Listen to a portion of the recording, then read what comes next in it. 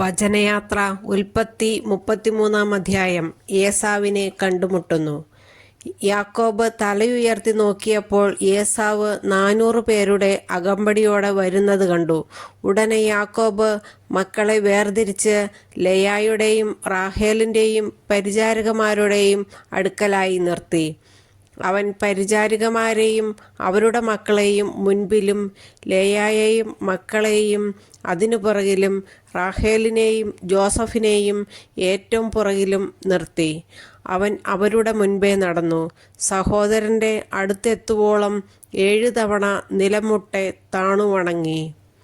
ഏസാവാകട്ടെ ഓടിച്ചെന്ന് അവനെ കെട്ടിപ്പിടിച്ചു ചുംബിച്ചു. ഇരുവരും കരഞ്ഞു. ഏസാവ് തല ഉയർത്തി നോക്കിയപ്പോൾ സ്ത്രീകളെയും കുട്ടികളെയും കണ്ടു. അവൻ ചോദിച്ചു, നിന്റെ കൂടെ കാണുന്ന ഇവരൊക്കെ ആരാണ്? യാക്കോബ് മറുപടി പറഞ്ഞു, അങ്ങയുടെ ഈ ദാസന് ദൈവം കനിഞ്ഞു നൽകിയിരിക്കുന്ന മക്കളാണ്. അപ്പോൾ പരിചാരികമാരും അവരുടെ മക്കളും അടുത്തു ചെന്ന് ഏസാവിനെ വണങ്ങി.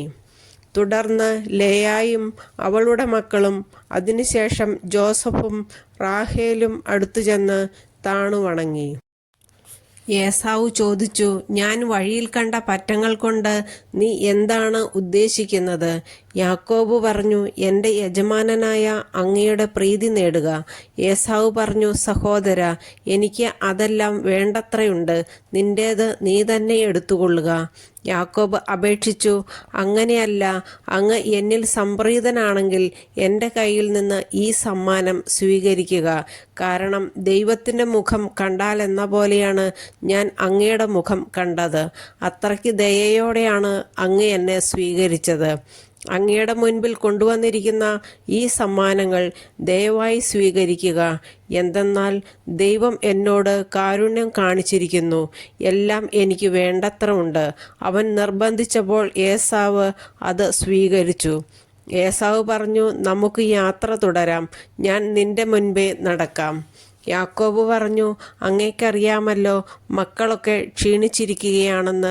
കറവയുള്ള ആടുമാടുകൾ എൻ്റെ കൂടെയുണ്ട്. ഒരു ദിവസത്തേക്കാണെങ്കിലും കൂടുതലായി ഓടിച്ചാൽ അവ ചത്തുപോകും. അതുകൊണ്ട് അങ്ങ് മുൻപേ പോയാലും കുഞ്ഞുങ്ങളെയും കന്നുകാലികളെയും നടപ്പിനൊത്ത് ഞാൻ പതുക്കെ വന്ന് സെയീറിൽ അങ്ങയുടെ അടുത്തെത്തിക്കൊള്ളാം. എൻ്റെ ആൾക്കാരിൽ കുറേ പേരെ ഞാൻ നിന്റെ കൂടെ നിർത്തട്ടെ? ഏസാവ് ചോദിച്ചു. യാക്കോബ് മറുപടി പറഞ്ഞു, എന്തിന്? എനിക്ക് അങ്ങയുടെ പ്രീതി മാത്രം മതി.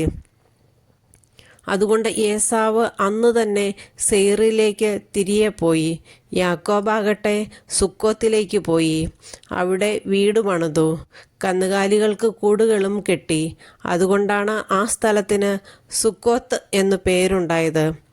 യാക്കോബ് പാദാൻ ആരാമിൽ നിന്നുള്ള യാത്ര തുടർന്നു കാനാൻ ദേശത്തേക്കുള്ള ഷെക്കെം പട്ടണത്തിൽ സുരക്ഷിതനായി എത്തിച്ചേർന്നു. അവിടെ നഗരത്തിനടുത്ത് കൂടാരമടിച്ചു.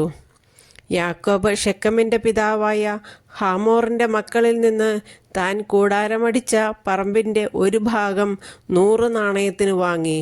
അവൻ അവിടെ ഒരു ബലിപീഠം പണിതു. അതിന് ഏൽ എലോഹേ ഇസ്രായേൽ എന്ന് പേരിട്ടു.